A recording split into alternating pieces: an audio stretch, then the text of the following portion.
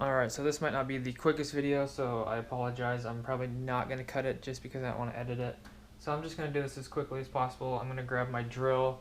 I'm not really set up right now, and because this is an older panel from like 15-20 years ago, because that's when the house was built, it doesn't have the square tip screws, so I have to grab my Phillips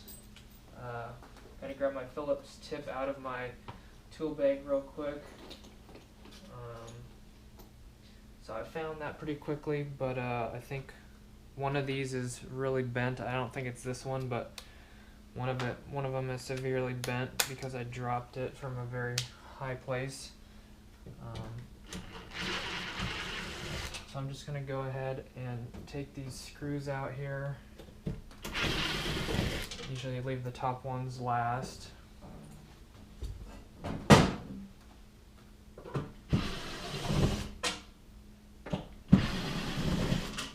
So you can just drop those on the floor and then grab the last two.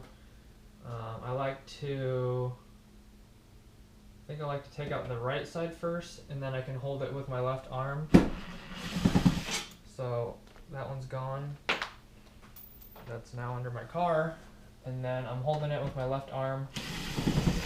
Take this screw out, and then just take the whole thing off the wall. And this is going to be live, so I got to be careful. And someone actually did a really nice job. I'm actually very impressed. So you could turn off the whole house with this right here, turn that off, and I'm pretty sure that'll kill all of that bottom part, kill the bus, but the top will still be live. But I probably won't, just because people are in the house and I don't want to do that, and I'm a risk taker, I guess, and it's not that dangerous, but I will have to find that other screw later because we're making a video right now. So anyways, I'm taking the wire off of this bottom breaker. I don't know, it just looks like the breaker's kind of split apart, but basically I'm just going to take this off right now. And the thing that you do have to be careful of is the screws are hot, as long as it's connected to the back of the bus bar. So just going to basically pull this off. You think it would actually come off fairly simple. See, it actually has like some looks like it's like cooked, if you can see this right here. It's very weird. I don't know, it looks like it got really hot and cooked or something. I think probably because the air compressor is on it, it's probably overloading it a little bit, so it's actually probably frying the breaker itself. So anyways, as long as it's off the bus bar, nothing's hot. So I'm just going to grab my screwdriver. Maybe I was in the way the whole time, I apologize, but I'm going to take my screwdriver, and it's only flat blade. So I'm going to disconnect that real quick. The wire looks fine. The breaker does not, however. If you can see that, it's kind of cooked. Kind of charred looking. Not charred, not black, but it is looking very brittle, and it's splitting apart. So anyways, it's cracked, and I don't even know how to explain that. So anyways. John. Mom, I'm trying to do something here. Okay. I heard some music. The one that I'm putting it on is the breaker above it.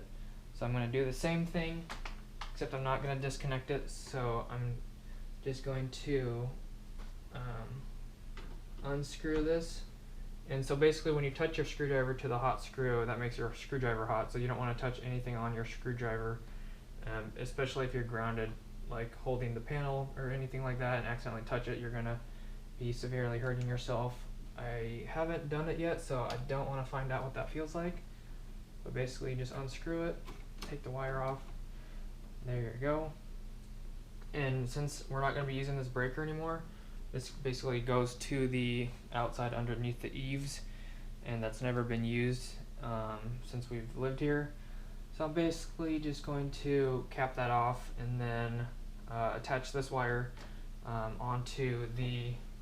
attach this onto the breaker right here, and then it'll be good to go. Oh Jesus, that scared me a little bit. So as you can see, actually you probably couldn't see it, but I was sparking a little bit just because it is on, so probably should turn that off so that way when you connect it, it doesn't spark. It scared me just a little bit.